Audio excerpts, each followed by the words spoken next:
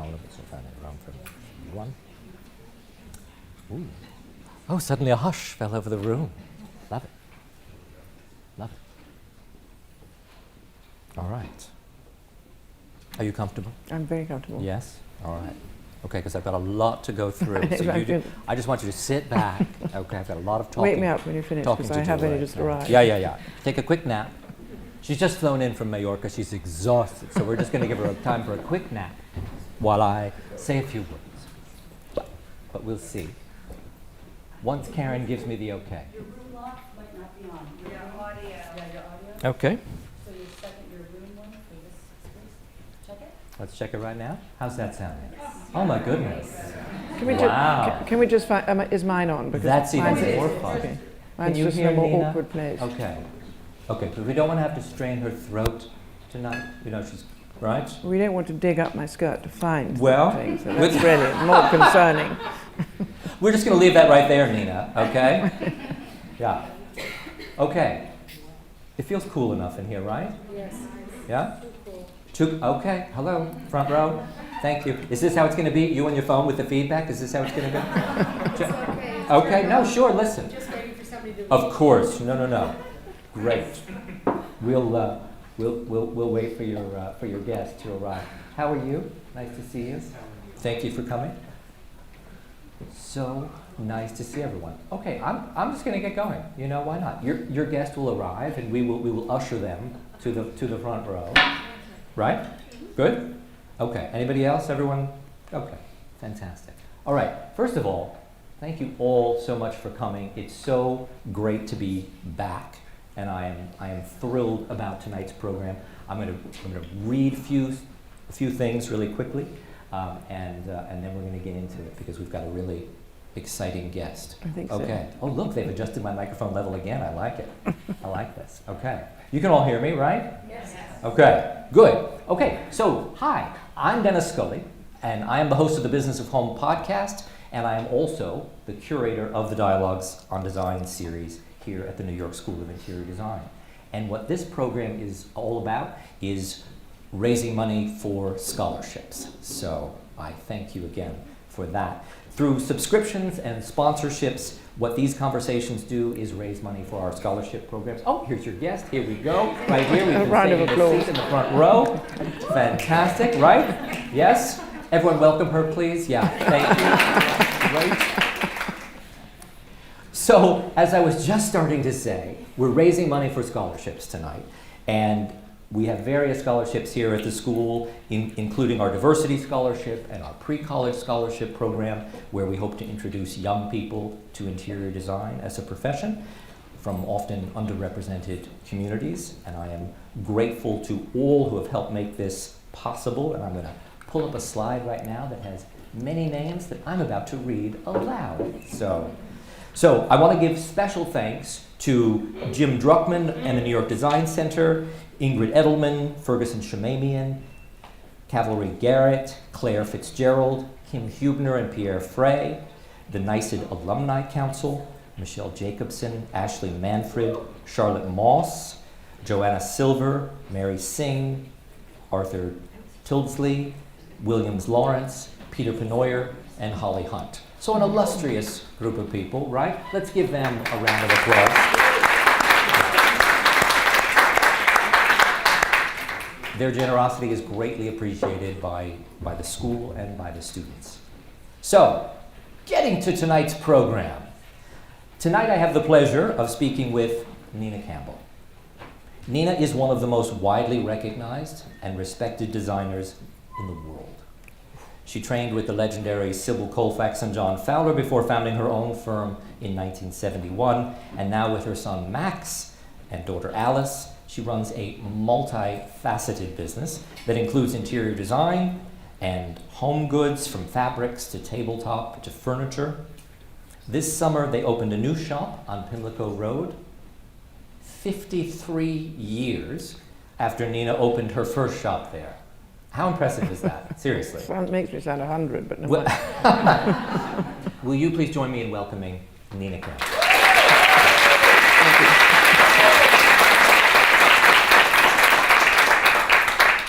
rather than making you sound 100, I actually think what is so extraordinary about that is that you are opening a new storefront 53 years later. That you are so looking to the future, Nina, right? That's you. True, yeah. Yeah. Well, I mean, I think that's what keeps you going, isn't it? Also, I'm not trying to pretend I started at 12, but I did start quite young because I had this thought, which if there are any students here today, this is not a sensible thought. But I worked for the illustrious John Fowler.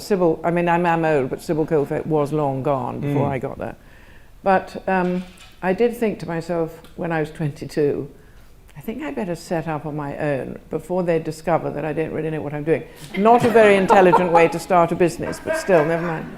We didn't have Jim Druckmann in those days to tell you how to do things. But that's right. So I set off on my own at 22. And then I did some interior design, and then I sort of had this passion for wanting a shop, which I did in the 1970 in the Pimlico Road. And that's when I'm coming back to the Pimlico Road, which I love. Because I had this idea since a child that I really wanted a sweet shop, but obviously that wasn't viable. So I liked the opening of the jars and all of that, and little bags. And I particularly watched when I was a child this woman in the sweet shop who had little paper bags, and you had your few pennies worth of sweets, and then she did like that, and the little bag got ears.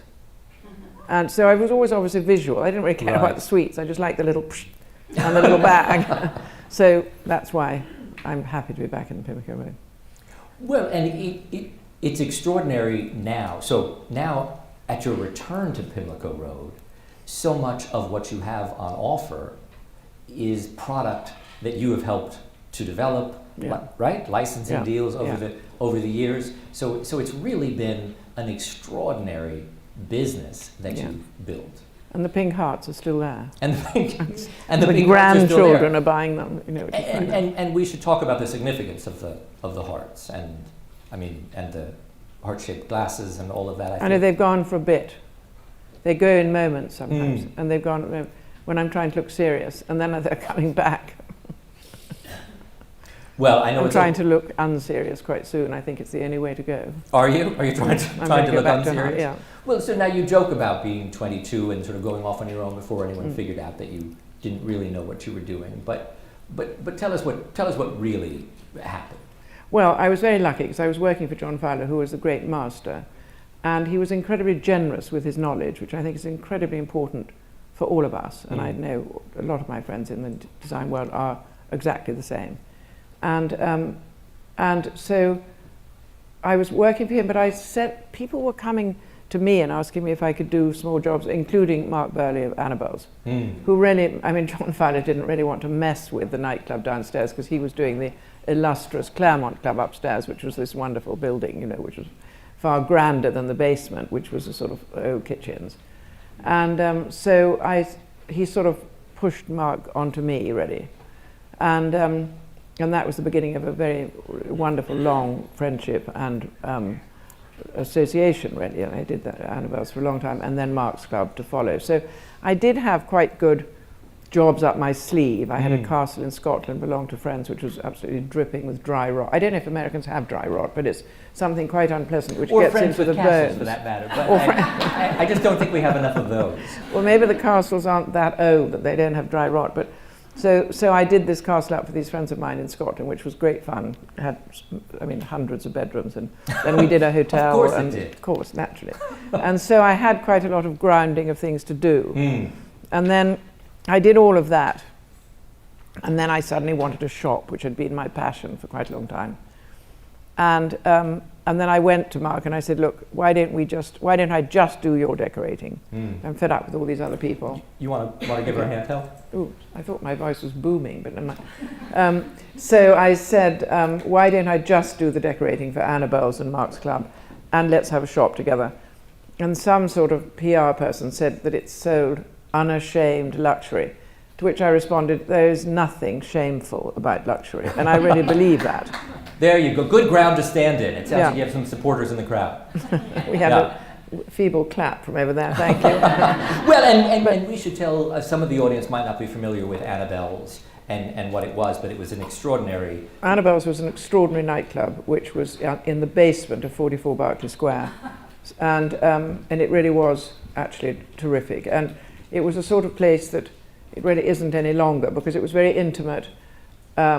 Nothing was reported. Journalists were not allowed in, and what happened there stayed there, and lots happened there. And it closed in August, and we did a complete refurbishment. It was kept, in those days, nightclubs were rather seedy and rather dirty, and there were old cigarette ends. It was impeccably kept. Mark was an absolute, everything had to be impeccably clean. The food was very good. The staff were wonderful. And it was just a magical place, actually. The music was live sometimes. I mean, it was a discotheque, but there was also live music, and usually I wonder why very pretty disc jockeys there for various reasons. And it turned out to be this wonderful training ground for and it for was you. And so it was great fun to do, and it was crammed with pictures, and Mark went out and bought things. He bought a Buddha one day, sort of as you do after lunch, and came back and said, what should we do with it? So we built it a plinth, and it lived in what was called the Buddha room. And so that was sort of ever changing, and a great training ground, actually, to be able to, I've had a lot of clients. One client the other day said to me, I'd really like an elephant in the hall. And, I'm prepared for that because of an my actual training. elephant did they want, or a? Well, I think they would have liked a real elephant, but in fact, luckily I was traveling to India shortly after this conversation. And I went to this wonderful friend of mine called Momin Latif, and he's a dealer, and I said to him, Momin, I've got to find an elephant. Probably about baby elephant size, and it can't be ebony because we've got to get it into America and they mind about that sort of thing. Oh, yes. And it can't have ivory tusk. So anyway, he said, you didn't look very hard when you came in the door. So I said, well, no, I was anxious to, actually after the most appalling ride through Delhi, I was so catatonic with fear because it was so dirty that I got out and sort of fled into the house. And I didn't notice there was an elephant in the hall. And so literally an elephant in the room. An elephant in the room. Yeah. And I said, well, that's amazing. And he said to me, you can't have it because Mark Shand has asked me to give it to him, leave it to him in my will, actually. So I said, well, Mark Shand's got a real elephant. And I know Mark Shand anyway, so let me deal with it. Let me call him. Let me call him. And actually, so I bought the elephant, and it is now in New York in a hallway.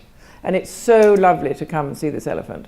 And the client and I started being really quite silly about it. We'd talk on the phone and say, how is the elephant? Maybe you should put an apple on the floor or something like that. So, now I'm not surprised by anything.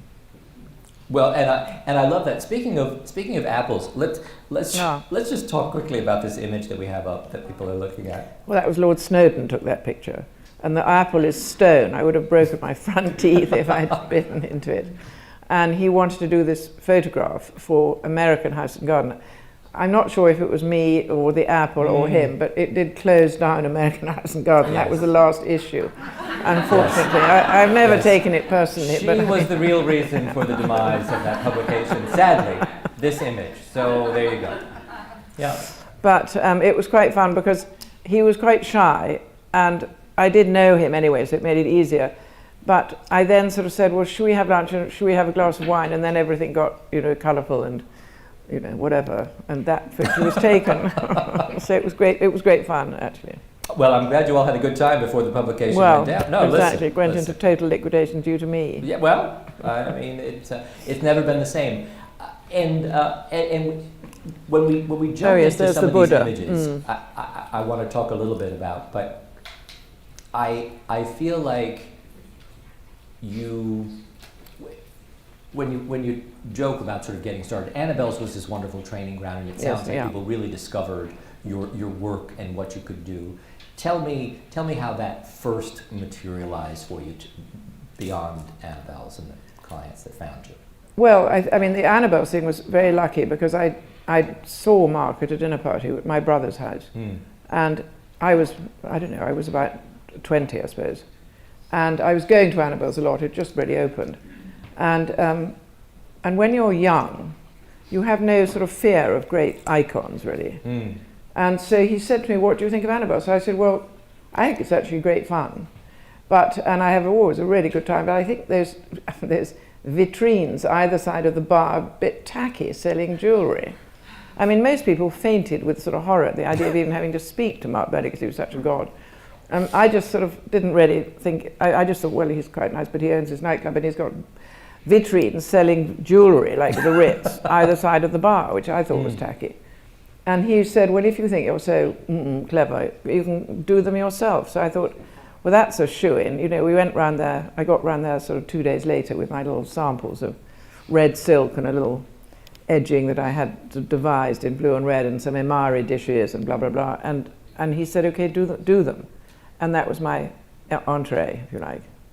So it just shows you have to be a bit, sometimes you just have to be quite brave and say it as it is. You don't need to be rude. Maybe I was a bit rude, but just go for it. Just be brave, you know, and just get on. If you feel passionately about something. Well, exactly. And that's, so part of this whole presentation that we're going through is a lot of the lessons that Nina learned over the years. But I think one of the biggest lessons is your bravery, and that you did just speak up. And I think you have to have a bit of wit, and you have to make it a bit of a laugh, because that takes the edge off, you know, being brutal. Well, and your wit and your ability to think quickly on your feet certainly helped you with John Fowler in the beginning too, who if I recall, you might have served some terribly weak tea in the early days of your arrival on the scene. And I actually, one of my best moments with John Fowler was that he was extraordinary, actually, because he was really sort of neat. He was a bit like, he was slightly larger than Billy Baldwin, but not much, and very tied in, you know. And one day he said to me, darling child, we're going to the Claremont Club. And so he gave me this bag of samples to carry. And he just walked across streets without actually stopping. And it was like, you know, when whoever went across that river in Jerusalem or something, and, you know, the waters parted. Right. You know, it was the same sort of thing. The cars just sort of magically stopped. I don't think they'd have stopped for me, so I was a bit more tremulous coming along behind. Anyway, we got by a miracle to the Claremont Club, and I went in, and there were all my sort of friends sitting there who were sort of playing cards and backgammon and having lunch and everything, which I thought, oh, this is the end of my job. I mean, he's just going to realise I'm sort of some sort of flake or something who know these dreadful backgamblers and people. And anyway, of course, he was thrilled because they all jumped up and said, oh, Mr. Fowler, do have a glass of champagne. So we had the most wonderful meeting. And he thought, well, maybe he better keep me. And so that was really how I started, and how he sort of, you know, really, he taught me. He sort of put me under his wing, and which was incredibly lucky, because it was a terrific wing to be under. Indeed, and he taught you so much. And then, in turn, how did you say to him, I need to leave? Well, I suddenly thought to myself, I think they're all going to discover that I don't really know what I'm talking about. And I worked with the wonderful Imogen Taylor, who was really his sort of right hand. And then I had been offered quite a lot of jobs on my own. And so I just thought, and I did talk to him, and I said I had been offered this, to do this and that. And he said, you must go on your own. You must go out there, and, you know, and I give you my backing, which was really incredibly kind. And I think it's something one ought to do as a senior designer oneself when you see somebody. And I think it's always much nicer when somebody does want to leave you, if they're honest enough to tell you and let you give them your blessing, rather than do it behind your back, which happens. I think people always think, oh, they better just go and pretend they're leaving, and then they open up next door, you know. And I think it's better, it's so much nicer to be honest, because it gives you the joy of which John Fowler did, of wishing me well. Yes, and I was able to go to him, you know, and, you know, go and see him, and, you know, he would remain somebody very important in my life. Indeed, and he must have been so proud of what you ultimately went on to. I hope so. I mean, I think he, unfortunately, he didn't live very long. Much longer. But he was just a magical person. Yeah. And Tom Parr actually was in the same building. So, now jumping over here, tell us what we're seeing here. Well, we're seeing the genius of Philip Jebb, who was the architect who Mark worked with, who had created all the archways. I mean, it was a cellar, but he created those archways and the brass on the columns, which was pure and utter magic. I'm sure a lot of people here went to the real Annabelle's, I call it. And Mark just bought endless pictures, and it was impeccable. That was the point. And it was cleaned towards an inch of itself, and the linens were good. And I think it took London by storm because it was so incredibly well kept. And then there is the famous Buddha that he bought after lunch one day. I think it was quite a good lunch. But he or she had the most wonderful effect on that room. And so I painted it that red lacquer. That was my room, really, which I loved. And it was the coziest room. And I don't think it's an enormous amount of people to get into that tiny space, if you think about it. There was probably about 40 people squashed in there. And there's George, the barman, and there who were just, it was just such a wonderful, cozy place to go to, really, which is an odd thing to say about a nightclub, really. The staff were, that was the other thing. I think it's really annoying if you go to a restaurant that's beautifully decorated and the staff are no good. Most important thing, actually, is that the staff have to be good, the food has to be good, and of course the design has to work. Right. But it's secondary to the feeling that you get when you come in that door of welcome, I think. You can only do so much. Yeah. Right. Yeah. This was one of in the rather sort of minimalist stage of my career. As if. Yeah. But actually one does have to remember this was sort of probably like 75, maybe 80, I suppose. And if you didn't frill something, there was something wrong with you. And you left no frill unturned. I left no frill unturned. And I loved this fabric. It was a crazy fabric. I think I bought all of it. And then, funny enough, Mark liked it so much that he did a dining room at Mark's Club in it. It was all hydrangeas. And there's Rita, who's now very much a designer in her own right with me. Indeed. And then here behind me, sitting in her very under-decorated bedroom. But anyway, that was quite normal for those days. You must be all getting sort of hives watching it.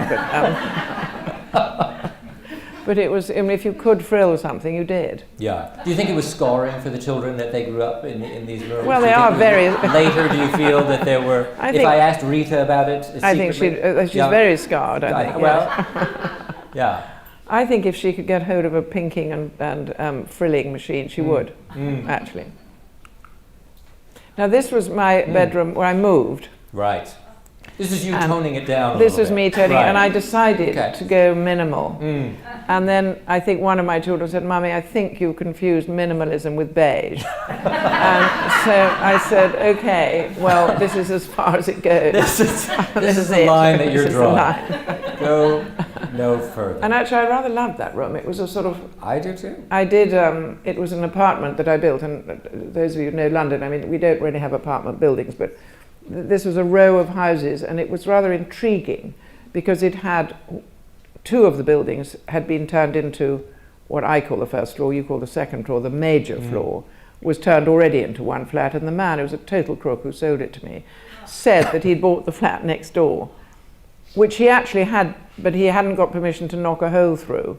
So for quite a lot of the time when I first moved there, I had to walk along the balcony from the one flat to the other. I couldn't go internally because I wasn't allowed to make a hole in the wall to get through. And then, the time passed and I got a little more lax about worrying about fully clothing myself, so I'd wandered out of my dressing gown. And then Rita was staying on my side with my bedroom, and so she was wandering around with a bath towel.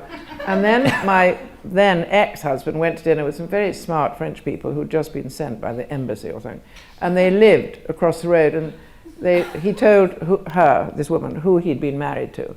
And she said, we live in the street of a very famous decorator, and she's always on the balcony with very little clothing on. And he said, well, that was my wife, And she's displaying her children practically naked on the balcony.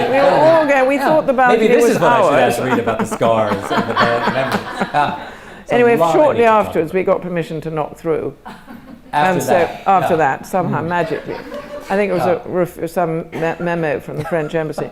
But anyway, so I had 3 of these sized rooms. That was the drawing room, that was my bedroom, and there was another one which was a sort of a library billiard table room. My son is scarred because I cut the Really? legs off the billiard table to make it into a more acceptable dining table. Otherwise, being short, I was eating off my chin. I had a tabletop on the billiard table, and he said, "Mummy, you didn't cut the legs off evenly all the way around." I said, "Well, that's so much the better. Then house rules win. You know, I mean, if you know which way the slant is, you're always going exactly which pocket to favor Exactly. on the table. Yeah. I hope you placed some good bets on that one. And then I moved to again, and this was a more normal house. Just had, you know, but and this is my dining room, which was this wonderful sort of purple lacquer, which I rather loved, and all the cupboards hiding my embarrassing collection of china behind the pictures. I'd been to Russia, so I'd got that sort of Russian vibe at this point. We were calming down a bit. You know, this was getting a bit more minimal, I suppose. Right, that's just what I'd call it. Yeah, yeah. Well, here we are. Now, then I moved to Notting Hill, and I thought I was going to be cool and trendy, and my children all lived out there. And then I realised that I could barely stop my car or park it because I wasn't in Kensington and Chelsea parking area, which again, some of you will understand, but there's parking things in England, that nightmare.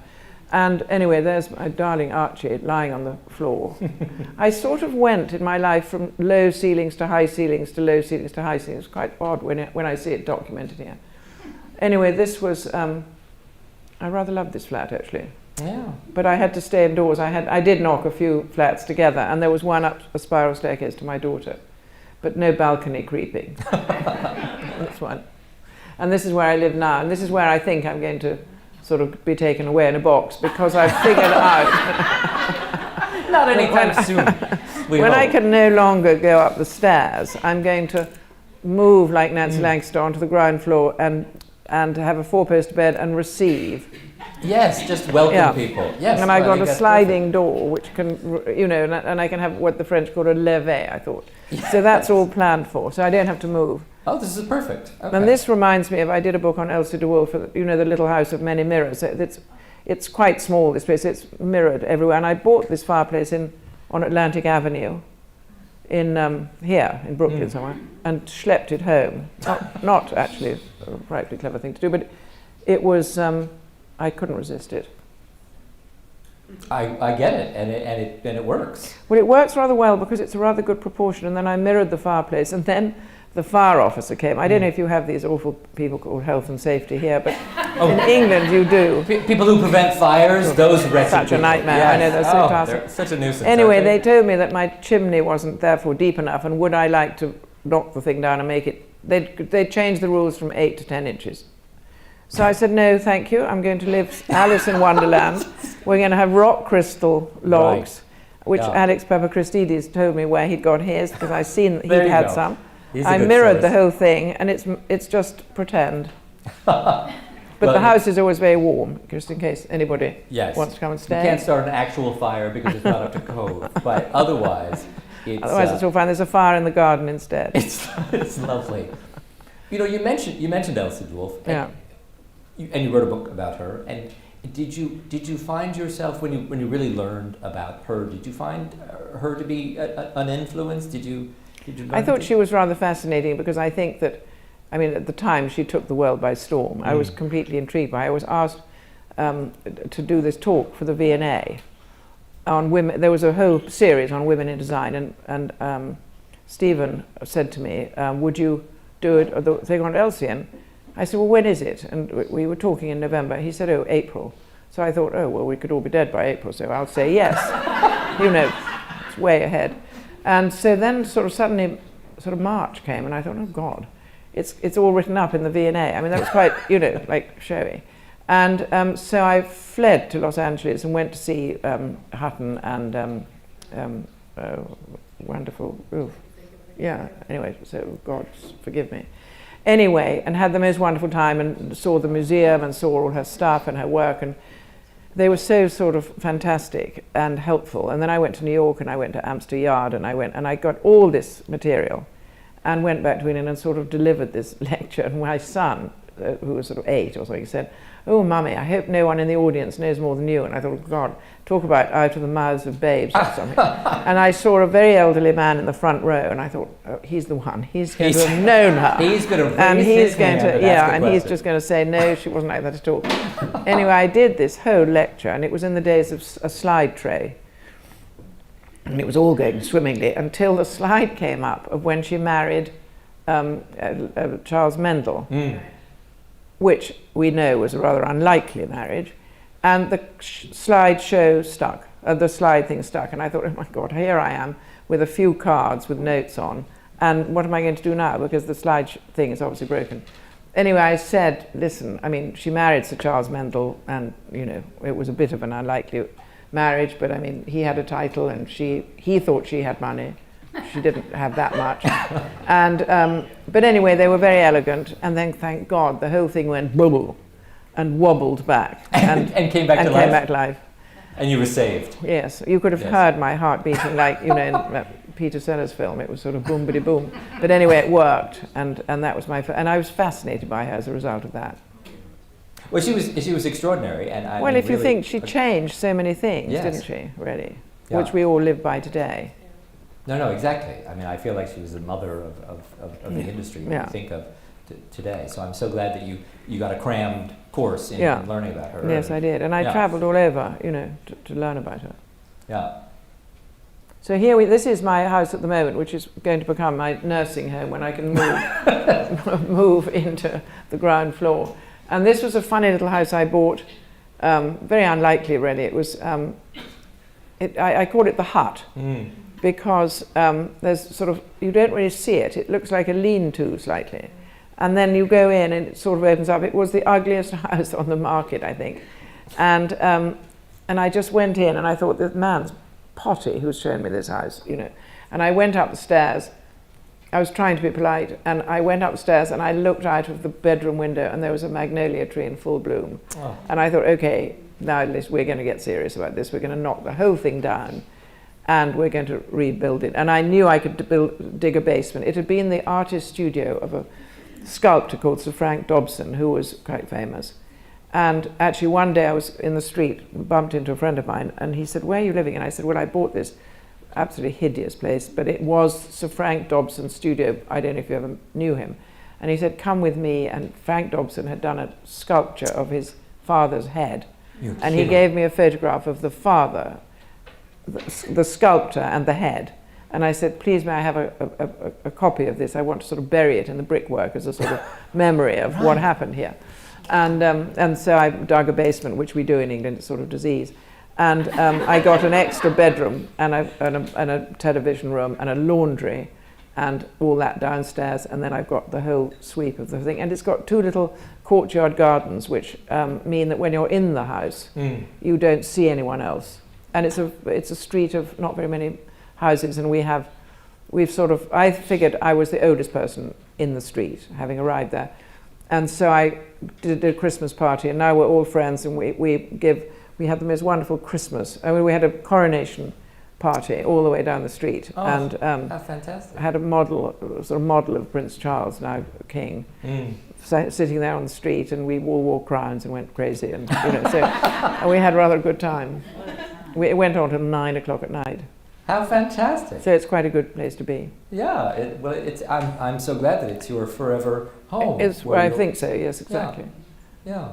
Now, all joking aside, do people talk about aging in place? Is that it's a big notion here in the U.S., and we are trying to think really about what if people really do want to stay in their home, and what alterations and changes do we need to make? I mean, you're joking, but no, I think it is really important. But actually, funny enough, I'm doing a series of care homes. But I think that's an awful expression, I think. But anyway, I am doing them, and it's quite interesting because you have to learn an awful lot because there are so many restrictions and things like that. And so to make them comfortable and attractive is quite challenging. But I think it's quite fun learning to do that. Some of them are dementia, and some of them are just aging.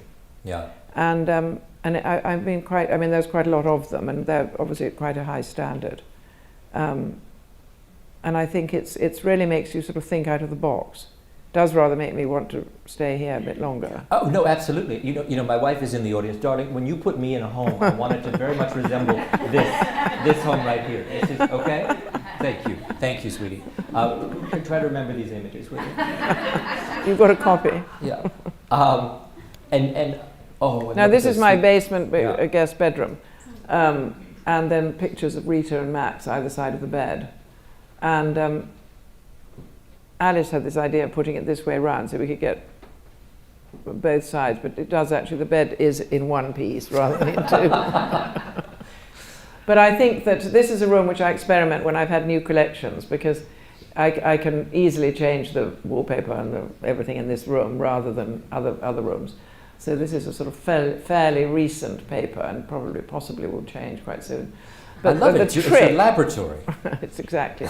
But the trick, actually, but I don't think many people build basements in New York. I'm not sure that you can get through this incredible stone that you built on. But when you do build a basement, it's important to build it. I mean, fun enough, my house, the ground floor, where the drawing room is, I cannot heighten the ceiling, but I could dig an extra foot in the basement. The basement, as we call them, or lower ground, I think you call them here.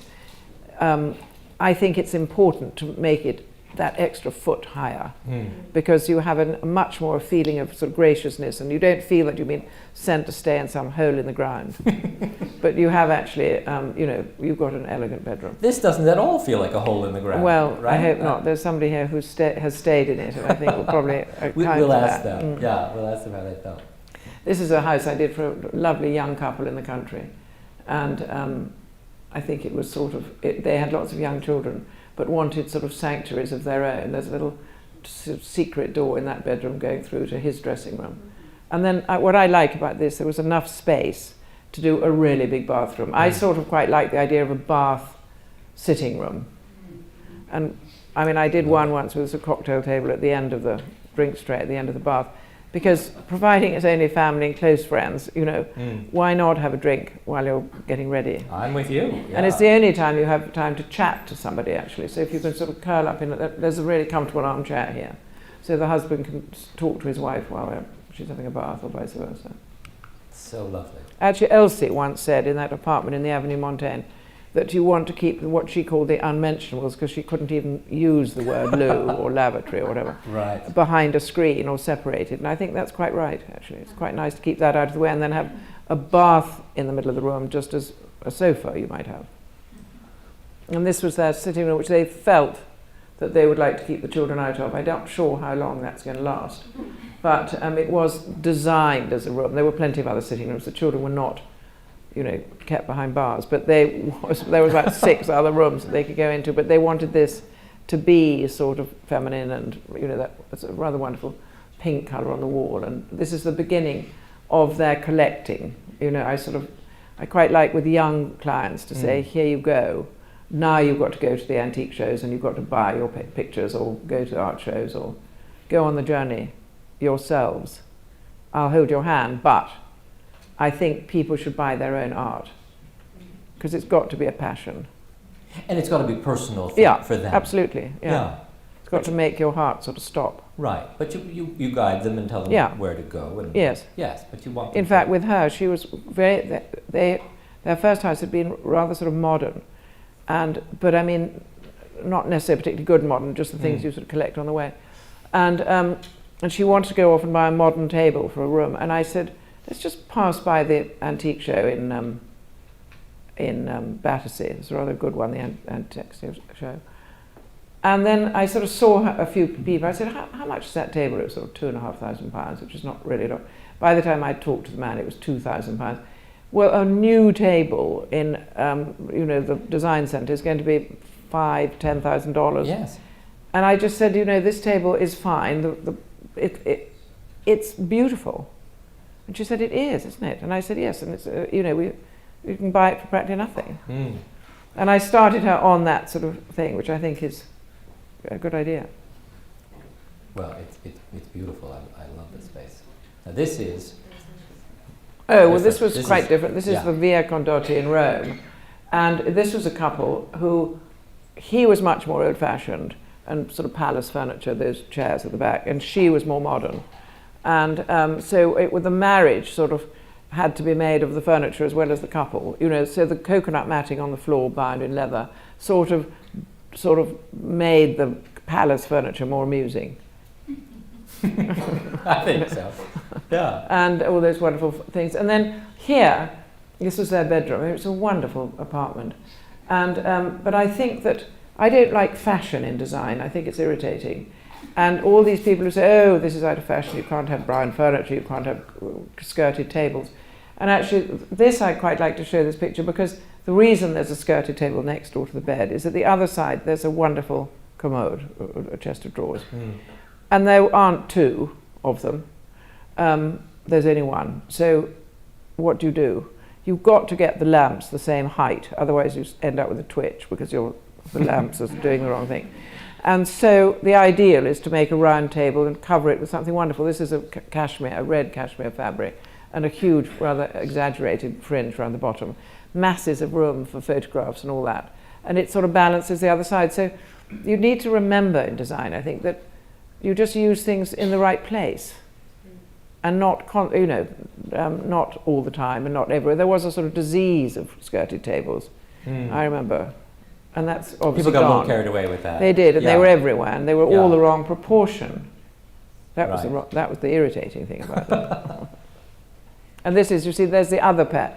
That this was a suite of chairs, and this is the house in London, which got a couple of more of them. And again, rather grand furniture, and then trying to make it comfortable. It was a very difficult space, this. The floor plan was really complicated because there were too many doors. And so it was quite difficult to find anywhere comfortable to sit, but we managed. Right, it's a beautiful space. And then I'm not a naturally tidy person. I've got Irish blood, apparently that's why I'm not tidy.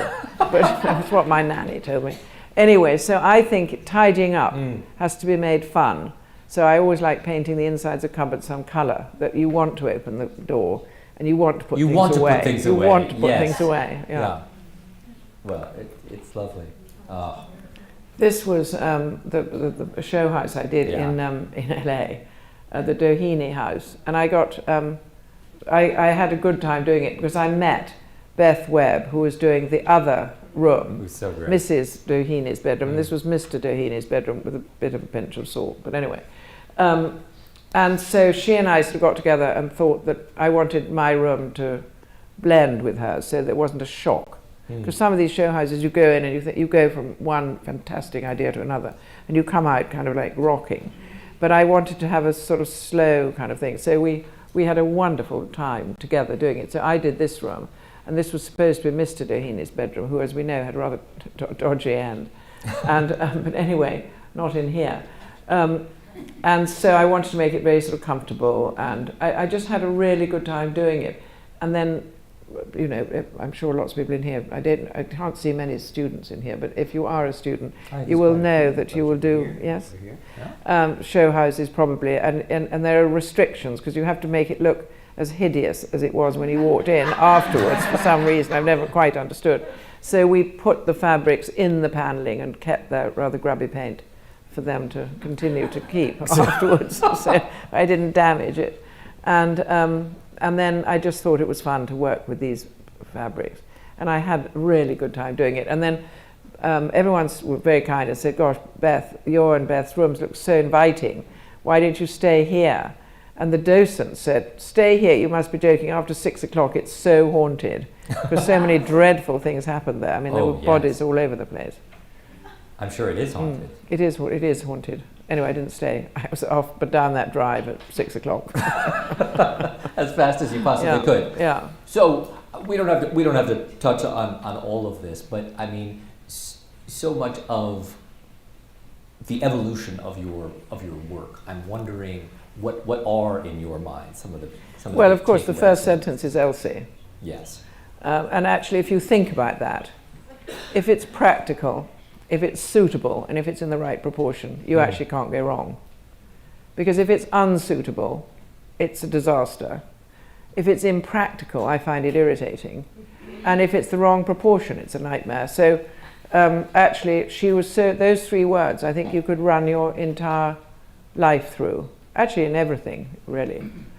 Be adventurous and brave, yes. If I hadn't told Mark Burney that his vitrines were really hideous, I wouldn't have got to decorate Annabelle's.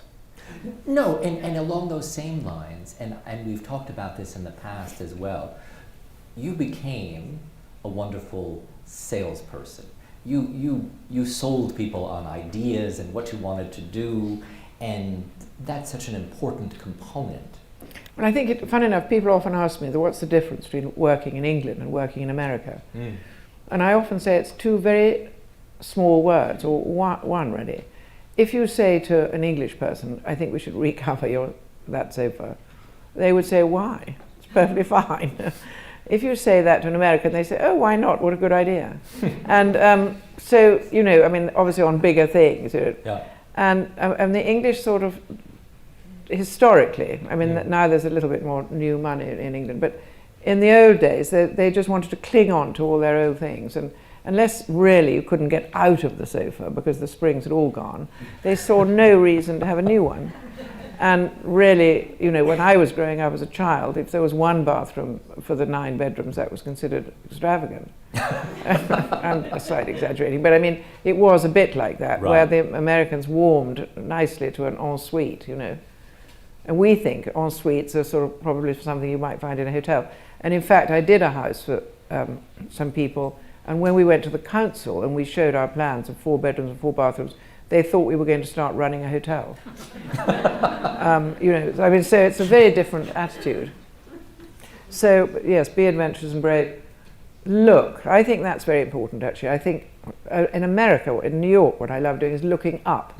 You know, look up at those wonderful buildings and the carved stone and all the windows. I mean, I looked out somewhere and there was the most wonderful sort of, what would you call in Arabic, a mesharebi, you know, the pierced screen in stone on some fantastic building, God knows where it was. I looked out of a window on 80th Street, I was like, oops, and there somewhere it was, and it was just amazing. So look, it's so important, I think, and England too. Don't give up on your favourite fabrics. I've so often people have said, oh my God, that fabric's so expensive. And you've said, oh, can we find something else? And you've said, well, let's just use less of it. Let's have 2 cushions of it and have that fabric you love, rather than have masses of something you don't love and you're always going to regret it. So I think, you know, that's really important. Shop the attic. I love that. I mean, I had a friend who lays wonderful tables, and I went once to lunch there and there was something extraordinary going on the table, and I said, where did that come from? And it was some figurine that was in a spare bedroom, and she just gathered it and put it on the table. And you know, I think you don't need to just use things as you think they should be used. You could just sort of, it's a little like fashion, you know. You don't have to, if you have a navy blue suit, why don't you put it with a different skirt one day and a different jacket and somehow make your packing easier? But so shopping the attic, I think, is a good idea. Buy what pleases you. Fun enough, that was, John Fowler told me, I asked him once how you started collecting. And, you know, I was earning £5 a week at those days. I wasn't suffering because I lived at home and everything worked very well at home. But I'd seen a little picture in a shop and it cost £2.50, which for those that don't know about English pounds in those days, that's half what I was earning for the week. And but I bought this little picture and I said to Mr. Fowler, how do you start collecting? And he said, buy what pleases your eye, and when it ceases to do so, get rid of it. And I thought that was the wisest piece of advice I've ever been given. Actually, I still have that picture because A, it still pleases me, and secondly, I think of him every time I look at it. And I think it doesn't matter, you know. And now we're flipping through this. Well, I'm skipping ahead just because I'm realizing the time, and I want to leave some time for people to ask questions. And we indulged ourselves in fun conversation, but I wanted to talk about the shop just quickly before we go to questions. Right. Because I want to hear from you and Pimlico Road, and explain briefly for people who don't know what Pimlico Road is all about. Well, Pimlico Road started its life actually quite it started obviously a long time ago, but it did have antique shops. It had Geoffrey Benison in it. It was the most wonderful antique shop. It had all sorts of antiques. It had Casa Pupo, which was a sort of extraordinary shop selling Mexican pottery. That's now David Linley. And it had just extraordinary shops in it always. And I bought a tiny little shop there in 1970, and it had been the bakery, and it was minute. I mean, 4 of my shop would fit it in this room, probably 6 actually. And I went to Paris, and I went to Fauchon in Paris and bought all those sweets and mustards and things as gifts. I went to Porto. I had ideas so far above my station, it was ridiculous. Mark Burley came with me, who was very stylish, and he threw his Hermes suitcase on the floor and started throwing Porto pillowcases into it, much to the horror of the vendeurs, who were, French vendeurs are not very pleasant. And he said, je veux acheter cette chose, in frightfully bad English, French. And Madame Porto came out from the back, and anyway, we bought them. Somehow he charmed her. And so we were selling, this ridiculous shop was selling Porto in London, and we were selling Fauchon chocolates. And we were selling, or they were mostly eaten at customs because they were rather delicious, so that most of the jars arrived. A lot of them didn't actually make it across the border. They left the mustard, they didn't obviously eat that. But, and so we sold what some journalists said was unashamed luxury. And I said, I didn't think you could be ashamed of luxury, and I really feel that very strongly, because I'd rather have one good thing than 10 bad things. And I think if you buy well, you'll have it for life. And it doesn't have to be expensive. I mean, for me, luxury is a boiled egg, preferably cooked by somebody else, because if I do it, it's not very good. And on a tray in bed, I think that's luxury, with your dog next to you. But so luxury is just something that gives you pleasure. So that's what we did. And then now I've got this huge thing. Well, yes. So now you've got this huge shop. I don't even want to look at it. It's going to give me a headache. Right. I'm thinking of your overhead just as well, we're I know, sitting me here. too. I exactly. mean, right? Yeah. So and Pimlico. It's not. I haven't got the first floor, thank God. That's where the Duke keeps all the old duchesses. They live up there. But you've got furniture and fabric. Yes, we got everything, and yes. I got my office there and my fabric design studio, and so. So that's good, and 2 of my children buried in there doing the hard work. Yes. And they're helping it to run while you're. Yes, they're running it when I'm gallivanting over here. Yes. So it is rather wonderful, actually. And so we have this wonderful space, and I think what we've offered to the street is something a little lighter and a little less expensive, maybe. Although somebody did say about me, I was never knowingly oversold. I mean, you couldn't find anything more expensive than you could find it in my shop, which was a pun on Peter Jones, which always said if you could find something cheaper, they would give it to you, which of course I wouldn't do that. But no. So here, it's been a great success actually, and people love it, and it's just lovely having that space to show everything off. And to show all the different lines that you and the fabrics and the wallpapers are all there, and the furniture, and we sell oomph. Exactly. Yeah. And designers can come, Yeah. but anyone off the street can come. So anyone can just come. No, it's a very public shop. And the street is so nice, because there's so many of my friends in the street. So it's becoming rather expensive, because I seem to go shopping. But anyway. You're supporting all your friends. I'm supporting my friends, yes, exactly. Extraordinary. Extraordinary. Okay, let me look out into the audience, and I see a hand up there in the back. Okay, fantastic. Hi, thank you, Nina, for being here. My name is Kayla Lowry. I have a question regarding lessons, since you talked to us about lessons you've learned and what's got you here. I'm curious, though, if there is a lesson that either surprised you or a lesson that you learned recently on either a project or doing this that you would share. Well, I think you go on learning all the time, because if you're lucky enough to work for interesting people, you would need to listen to what they want. And so I think, actually, we probably haven't asked this question, but I think the most important thing you need to do is listen to the client. And sometimes they'll bring you something that will surprise you, or they might not have the same taste, if that's the word, that you have. But I think you want to listen to them and realize their point of view, and look and think about what they're saying they want to use, and see how you can incorporate it into their life. So and I mean, I'm certainly working now with somebody that's so out of my sort of sphere, if you like. I mean, I would never imagine that they would want to have anything to do with me at all, because they're sort of big in some huge industry, which is nothing to do with me. And suddenly one finds, which is rather lovely, a sort of point of view together. And that's very rewarding, really.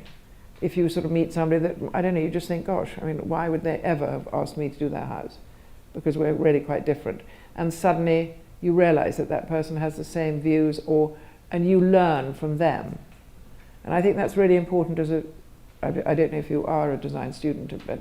Indeed, she's Yes, one of the stars of the school. Excellent. Well, I think listening is a really important thing to do. Listen to them and learn from them. And then you will always expand your own knowledge. I hope that answered your question. I can't remember. Excellent. Okay, right up here in the front. Yes, we're gonna bring you a microphone, and there it is. Boom. Professional. Hi, I had the pleasure of spending this last weekend with Martin, who is your predecessor in the newest iteration of Abigail's. And I was just wondering what your take on, something that you Annabelle's?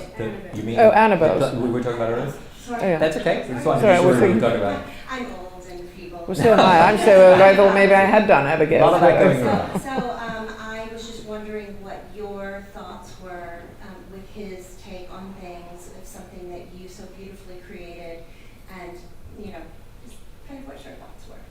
Well, I think he's doing a completely different building to me. Yes, And it's a completely different time. And I think he's done a really interesting job. It's obviously for a very different sort of owner. So the whole thing, I think if you really ask me, I would rather it wasn't called Annabelle's, not from Martin's point of view, but from the owner, because the owner isn't doing an Annabelle's job on it. Annabelle's was very personal. It was one man's dream, and filled with basically his friends and a few others that obviously came along in time, and it was a very different situation. I think the Annabelle's now, it's odd for people like us who went there all the time to think of it as Annabelle's. If you called it Abigail's, I mean, I think it would be In fact, we may call it Abigail. In fact, We may that's a go with brilliant that. idea. That was such a good idea of yours. That we're I think gonna it's change brilliant. it I think to the whole Abigail's. thing would change. But no, I think he's made it, and also time has changed and the people have changed. Annabelle's was always for every generation, though. I mean, you went at 18. I used to ring and put a piece of cloth over my mouth, and I'd say, my mother was called Lady Mackenzie, and I used to say, "Oh, it's Lady Mackenzie speaking. I'd promised to meet my daughter, but I'm afraid I'm not feeling very well. Would you please let her in?" And so I'd arrive, because I wasn't a member, and then I'd arrive, and Ted would say, "Oh, your mother rang and said she's not feeling very well and she's not coming, but please do enjoy yourself." But I mean, that was how it was, and I'd much rather that I pretended I was her than she'd actually been there when I was there too. But anyway, but I think that those days are over. It's just not the same. But I think he's done a fantastic. I love Martin, and I think he's done a fantastic job, and it's all very exaggerated and fun. And it was exaggerated and fun when we did it too, but in a different way, And so. Yeah. Okay. Because I want to ask a follow-up question, but if someone else has a question, I'll... Oh, yes. Over here on this... Okay. Oh, you first. Okay, yes. Oh, great. A little back and forth. All right, love it. Okay, yes. I was just wondering, what's been your most challenging project to date? Gosh, that's fun enough. I think when you think things are challenging, you've just got to put a bit more into understanding it. And I could think that the job I'm doing at the moment in Maine was quite challenging when I realised that I'd probably, in my life, I would never have met the person I'm working for. And I find him completely fascinating, and I am enjoying it enormously. And I spent quite a lot of the early part of the job not saying very much, because I was trying to evaluate, and also it was more on the architectural side. And also, actually, we did all this in COVID. So we were on Zoom within 3 countries virtually, or not quite, but I mean, it was 2 parts of America and England, so it was all. And but I'm now really thoroughly enjoying it, because I think we all had that time to sort of get to know each other. And then I realized that I was rather valuable to this situation, because the client really relied on me for quite a lot, which I thought, why would this person ever want to have anything to do with me whatsoever? I'm so completely different. But so I think you must never be afraid, is what I think I'm trying to say, and just sort of and be honest. And I think sometimes you think you better be polite, and I think you ought to say it politely, but be honest. I mean, rather like I told poor Mark Burley that his victory is really common, and it was like a bad hotel. But I didn't put it quite that way. I had been taught better manners than that, but that's what I insinuated. And so I got a fantastic job out of just sort of being a little bit bold and saying what I believed. And we'll see. I think it'll turn out beautifully. I'm sure. Yes, this side of the room. If you cast your mind back over your career, do you ever think those were the glory days?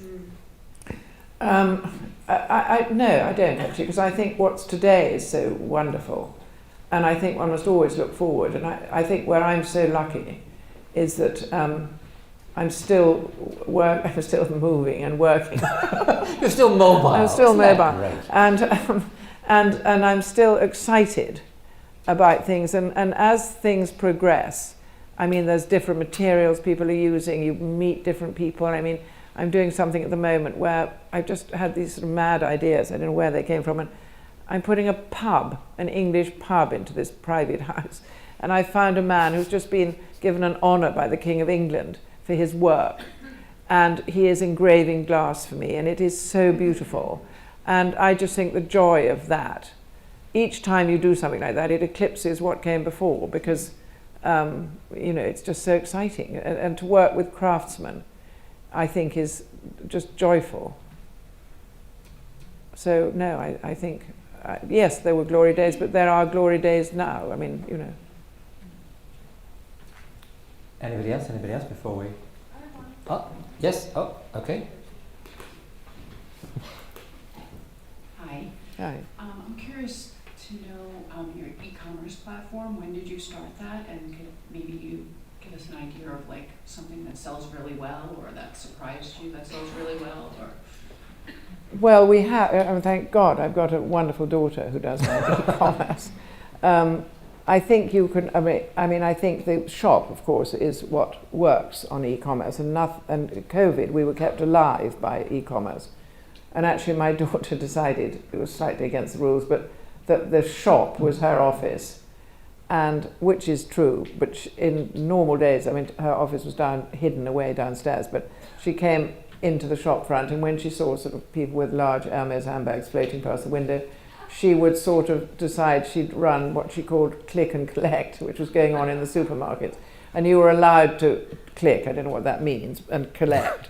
But anyway, she analysed it by saying to the lady outside the window, would you like, is there anything I can do for you? And then somehow magically tables and things would go out of the shop, and she would collect the money and somehow click the card or something. But so e-commerce works in the shop very well. I don't think it really works for interior design particularly, because I think you've got to touch and feel. And when we were all stuck away in COVID and not going and seeing the fabrics, that doesn't work at all. You can't do it all on screen. But e-commerce is very important, although I think it's very dangerous to do too much buying of furniture. I think I've noticed in my office, I sort of really now kick the girls out and say, look, could you just go to Lily Road or Fulham Road, or go to an antique shop, or go and look at something, or go anywhere, but do not sit on that bloody computer thinking that you can answer everything, because you can't, it doesn't work. And I think touch and feel is really vital, I'm afraid. It may sound very old-fashioned, but there it is. Anyway, it's such fun going shopping. Yes. Hi, I'm Emma. Nice to meet you. Nice to meet you. I love antiquing on the topic of going shopping. And I just wanted to know your opinion on the value of mixing old pieces in with new, because I think it's... Well, I think it's the only way to go. I think, of course, you ought to do that. And if you get a bad bit of antiquing, I mean, there's people moan about brown furniture and say it's unfashionable, which I find is a very uneducated thing to say, actually. because brown furniture is beautiful. It's lasted for years. It's got touch. It's been polished if you're lucky, and all those things. But there are bad old bits of furniture, and they can be painted. You know, there's wonderful people sort of painting. Even if you paint the inside of chest of drawers or something, I think that if it's not very good, you can paint it. And people who go potty about pine furniture, in England, pine was really not only for sort of attic rooms and not really for very good. So paint it. But I think old and new should be mixed, and I think a wonderful. Even if you have a fantastic commode and you put a fantastic contemporary painting above it, I mean, it just brings it all to life. And I think if you think of all those people going off on the tour in the 18th century, they were going off and buying new then and bringing it back to their crumbling castles and shoving it up on the wall. So yes, we've got to mix. It's really important. I think it can become quite sterile if you have everything the same. Okay, another one in the back, and then we got a... Hi. What would you say are the qualities or knowledge an interior designer should have to start on their own?